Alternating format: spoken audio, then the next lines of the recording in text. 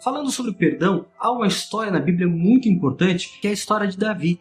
É claro, você pode usá-la para falar de arrependimento e de perdão. E é interessante porque as duas coisas estão conectadas. Arrependimento, muitas vezes, é a atitude humana frente a um Deus que é perdoador. Essa história está lá em 2 Samuel capítulo 11. Ali começa toda a trama.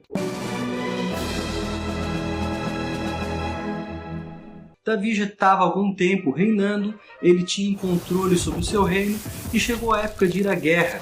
O texto fala pra gente que era o período dos reis estarem na guerra e Davi não estava. Davi ficou no palácio, ele levanta mais tarde, ele acorda lá pelo meio-dia e você percebe que isso não era uma prática comum nem de Davi nem de outros reis de Israel, era uma coisa assim, meio, sabe aquela coisa preguiçosa, aquele dia que vai se arrastando? E Davi, meio desocupado, meio sem fazer nada, ele acaba deixando as coisas correrem e ele vai para um lugar que também não é um lugar muito frequente. Ele vai para uma espécie de sacada do palácio. E esse lugar não era bom, você não vê nenhum rei indo para esse lugar, porque dessa sacada você consegue ver as casas que ficavam abaixo. E por que isso é ruim? Bom, para nós isso não significa muita coisa, porque todas as nossas casas têm teto. Eu não vou nem falar nada, é meio óbvio isso, né? É verdade.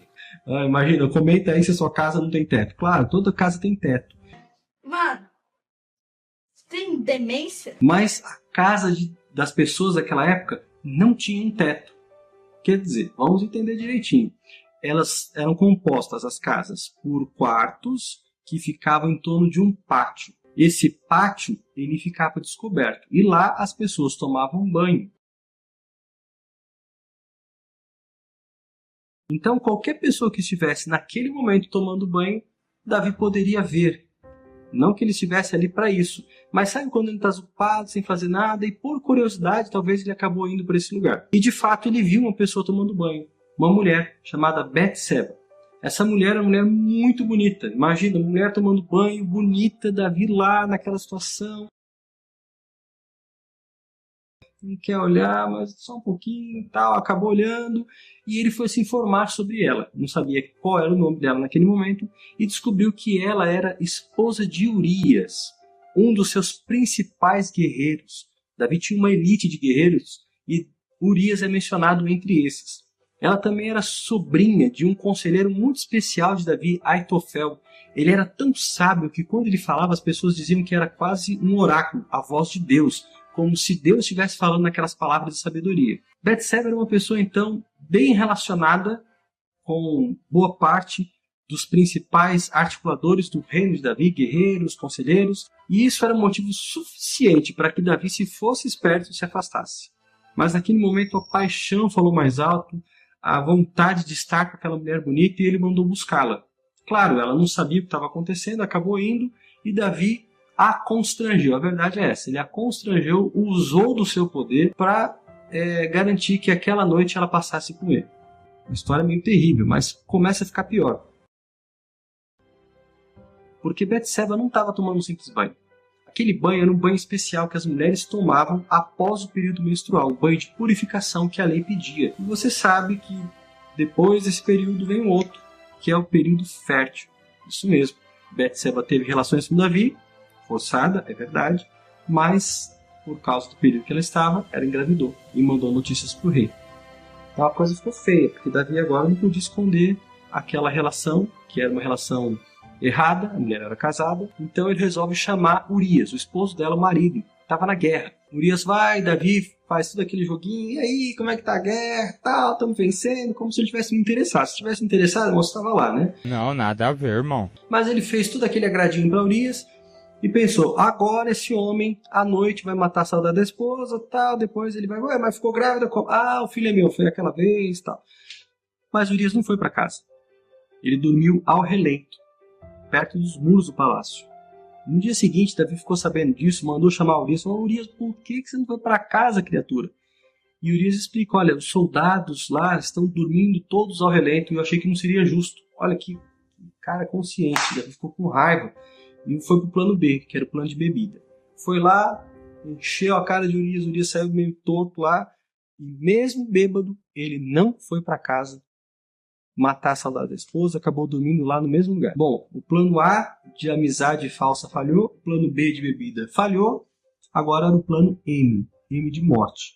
Porque por meio de Urias, olha a sujeira, Davi coloca uma carta que deveria ser entregue nas mãos de Joabe, o comandante. Urias saiu dali todo faceiro, feliz. Olha, Davi confia tanto em mim que ele sabe que eu não vou abrir a carta.